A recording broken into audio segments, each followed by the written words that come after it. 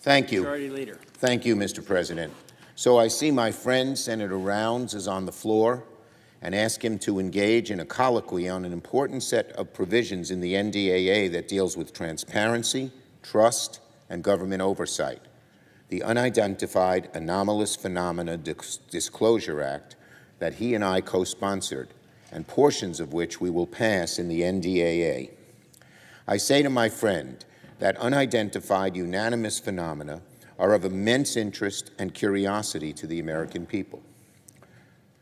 But with that curiosity comes the risk for confusion, disinformation, and mistrust, especially if the government isn't prepared to be transparent.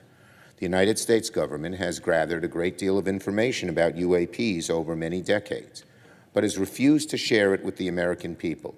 That is wrong, and additionally, it breeds mistrust.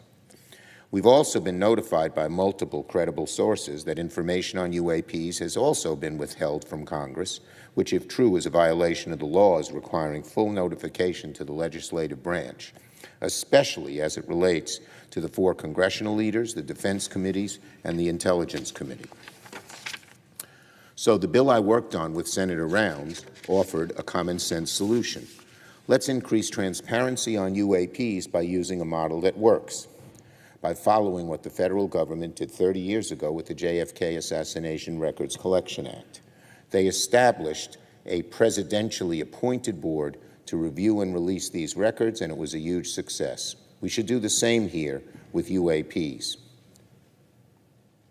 Senator from South Dakota, I yield. Thank you, and I thank my colleague, the Democrat leader, for the opportunity to speak to this particular issue today.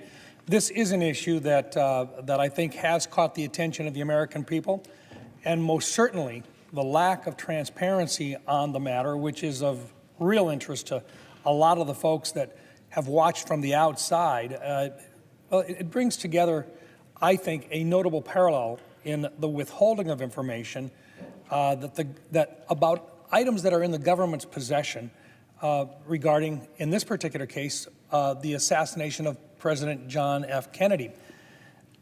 That same approach by government in terms of the possible withholding of information brings more questions and more attention to the issue of the assassination. We wanted to take that same approach with regard to how we could dispel myths, misinformation about UAPs, about unidentified flying objects, unidentified objects that simply have come to the attention of the American people. Congress did pass legislation 30 years ago requiring the review and release of all records relating to that historic tragedy, the assassination of John Kennedy, which has led to the release of a great deal of information. The UAP Disclosure Act was closely modeled on the JFK Records Act.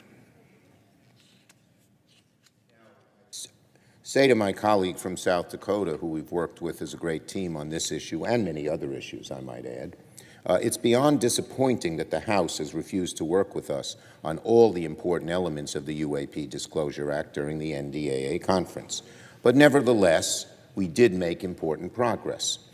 For the first time, the National Archives will gather records from across the federal government on UAPs and have a legal mandate to release those records to the public if appropriate. This is a major, major win for government transparency on UAPs, and it gives us a strong foundation for more action in the future. I agree, sir, and I think probably the most significant shortcomings that I think we need to visit about as well, shortcomings of the conference committee agreement that are now being voted on, were the rejection, first of all, of a government-wide review board composed of expert citizens, presidentially appointed and Senate confirmed, to control the process of reviewing the records and recommending to the president what records should be released immediately or postponed, and a requirement as a transparency measure for the government to obtain any recovered UAP material or biological remains that may have been provided to private entities in the past and thereby hidden from Congress and the American people. We are lacking oversight opportunities, and we are not fulfilling our responsibilities. Well, I'd like to echo what my friend Senator Rounds has said today and on many occasions. It's essential we keep working on our proposal to create an independent, presidentially appointed review board that can oversee UAP classified records and create a system for releasing them where appropriate to the public. Again, as the Senator has said, it's the same method used for the JFK records, and it continues to work to this very day. It is really an outrage the House didn't work with us on adopting our proposal for a review board, which, of course, by definition here is bipartisan in the Senate. Now it means that declassification of UAP records will be largely up to the same entities that have blocked, obfuscated their disclosure for decades. We will keep working. I want to assure the American people, Senator Rounds and I will keep working to change the status quo. And before I yield finally to him, I'd like to just acknowledge my dear friend, the late Harry Reid, a mentor who cared about this issue a great deal. So he's looking down and smiling on us, but he's also importuning us to get the rest of this done, which we will do everything we can to make happen. I agree with my friend and colleague. To those who think that the Citizen Review Board that would have been created in our UAP Disclosure Act, that it would be unprecedented and somehow it would go too far, we note that the proposed review board was very closely modeled on the review board established in the JFK Assassination Records Act of 1992, which has successfully guided the release of records to the American public on another very sensitive matter of high interest to the American people. And it does one more thing that we really need to recognize, and that is that there is, we believe, information and data that has been collected by more than just the Department of Defense, but by other agencies of the federal government as well. And by allowing for an outside independent collection of these records, we can make progress in terms of dispelling myths and providing accurate information to the American people. Again, I thank my colleague and pledge to work with him and other bipartisan colleagues in the future to build upon what we've achieved in the conference report.